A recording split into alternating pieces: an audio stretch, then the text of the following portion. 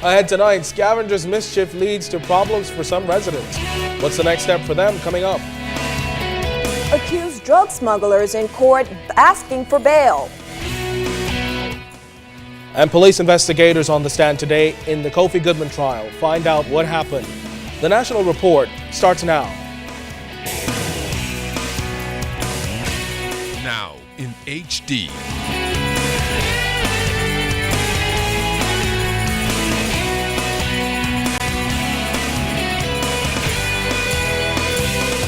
ZNS Network presents The Bahamas Tonight. This segment of the news is brought to you by BTC, powered by Lime.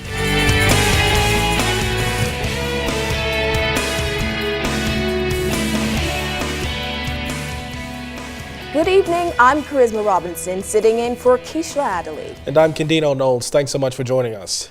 Firefighters have been battling that blaze at the city dump for almost 2 weeks now. Scrap metal scavengers are reportedly responsible for starting the fire. It's been a nuisance and a health concern for residents and business owners in the surrounding area. Our Janae Noel Ferguson visited the dump today for an update. For Jubilee Gardens resident Daniel Zonico, the smoldering smoke at the city dump that's been in the area for 9 days now has made it almost unbearable for him to remain at home. It's hard to breathe, hard to sleep in your house. Your whole house is smoked out. Everything is in your house, your clothes. When time to go to work, you have to try and wash clothes just to put on because everything is smelly and it's very bad odor. Zonico, like many others in the neighboring communities, have had to put up with the vexing situation and are questioning when it will all come to an end for good. Deputy Director of the Department of Environmental Health Services, Thomasina Wilson, says the smoke is expected to last for a few more days. We're about 70% contained with regards to the fire at the site. We're still working on putting fill and outing smoke pockets. And right now the guys are feverishly working on trying to keep the smoke, to abate the smoke that's happening at the site at this point. Now, it was also reported that a second fire had broke out and 2 environmental health employees were injured. Wilson says that matter was not related to the fire. She applauded her hard-working team, assisted by firefighters who helped to bring the blaze under control. She added that they have also put in place additional security to keep scavengers out. The main thing right now is patrol, security patrols to make sure that if anything happens, we can get on it right away. And that security has been beefed up? It's been beefed up. It's been beefed up. I must really commend the additional security that was put in place. Chief of Fire Services Superintendent Walter Evans says they're very concerned about residents in the area near the dump. Wind is one of the major factors in a fire like that because it's on the landfill. It poses no flame threat to any of the residents in the area. However, the major concern is the heavy plumes of smoke which are being given off. But for Zonico, he hopes that there can be a permanent solution to the problem so that he can finally enjoy living in his home. We need to get together as a community, and if we need to go on Bay Street and demonstrate, then we need to do it because they're not hearing our complaint and we don't need to be living like this. Janae Noel Ferguson, ZNS Network News. A Filipino ambassador is on a mission to save the jobs of overseas Filipino workers, particularly here in the Bahamas and the United States. During a meeting with the Filipino community in the U.S. recently, Ambassador Jose Quisa Jr. discussed this country's new proposed immigration policy. Both the Bahamas and the U.S. are revamping their immigration policies when it comes to foreign workers. However, the Philippine ambassador to the U.S., Jose Quisa Jr., is working to ensure that Filipino workers in those countries are not severely impacted.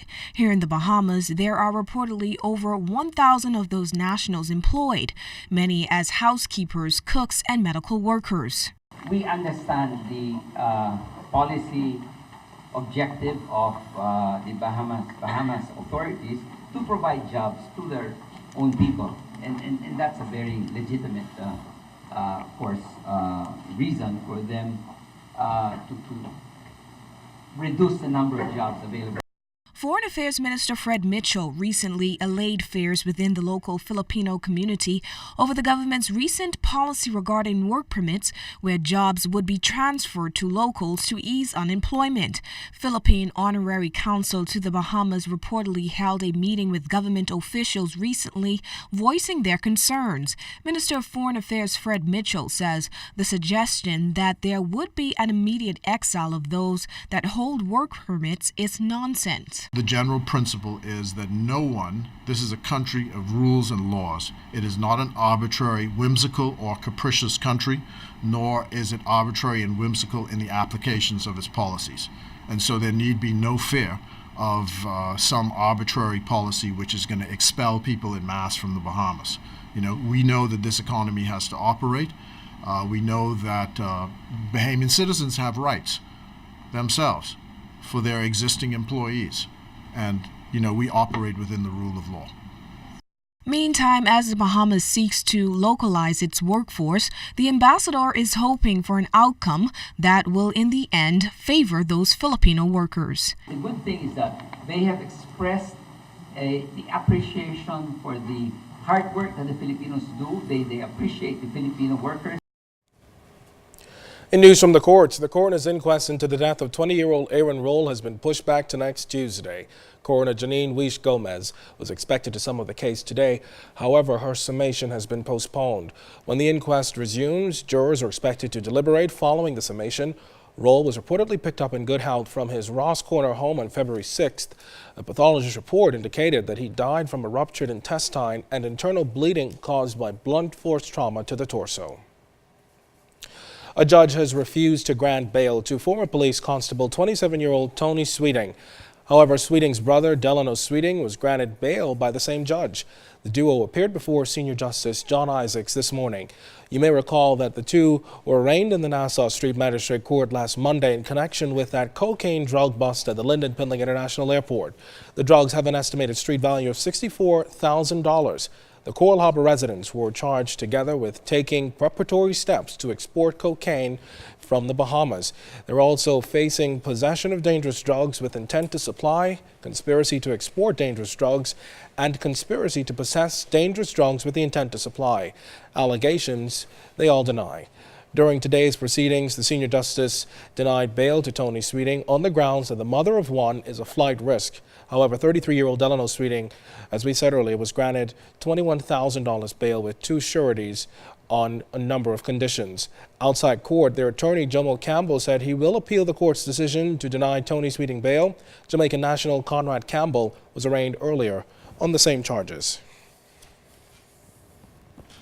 The attorney defending accused murderer Kofi Goodman wrapped up his cross-examination today of a scenes of crime officer he has been grilling for several days. Now, this paves the way for another police investigator to testify during the murder trial. Fern Carey has been following the trial for us and has more. After questioning crime scene investigator Denria Johnson for several days about her training and the integrity of the evidence she collected from the crime scene, attorney Jeffrey Farquharson finally wrapped up his cross-examination of Johnson during today's proceedings. Before that happened, however, Farquharson, who was defending accused murderer Kofi Goodman, asked Johnson if she had been informed that when the child went missing, it was during a rainstorm. Johnson said she hadn't been told that, prompting Farquharson to ask if she would have dried the gray T-shirt she collected from the crime scene. Johnson said no, indicating that she followed the procedures of preserving evidence. After questioning Johnson for a few more minutes, Farquharson suggested that she failed, quote, utterly and miserably in her duty to preserve evidence in the trial, end quote, but Johnson disagreed. She also disagreed when Farquharson suggested that by her actions, she changed the nature of important evidence in the trial and contaminated the evidence. The crime scene investigator also disagreed when Farquharson suggested that she had been told the identity of the body who the suspect was and had accepted it as gospel, and as a result rushed to judgment and sought to shape the evidence to fit the conclusion she had drawn. But Johnson still disagreed. The Crown then called Officer Bruce Chisholm, who testified that he produced a CD and made photo albums of photos taken of the victim at the morgue. The CD and the albums were admitted into evidence despite strenuous objections from Farquharson. Now, prosecutors still intend to call about 19 more witnesses. They are depending on DNA evidence to prove their case against Kofi Goodman. Fern Carey, ZNS Network News. While the Royal Bahamas Defense Force received a significant amount of resources yesterday to assist in the prosecution of protection of our borders, Minister of National Security Dr. Bernard Noddet says the Royal Bahamas Police Force has also received substantial investment, especially where technology is concerned. We've invested over $1 million in integrating the justice system. We've invested over $1 million in the integrated ballistic system, which allows us to track guns. We have invested a large amount of money in the ankle bracelet program, in the CCTV program, which is coming on stream now. And in fact, whatever the police are asking us for, we are providing. We've invested a huge amount of money in providing the last 35 cars that they've provided, and the government is committed to providing them with 75 cars. If they need it and they tell us, they will get it. Immigration policy in the forefront after a March for Equality. We're hearing from all sectors. And businesses expand on the Family Islands. We've got one story. You're watching The Bahamas Tonight.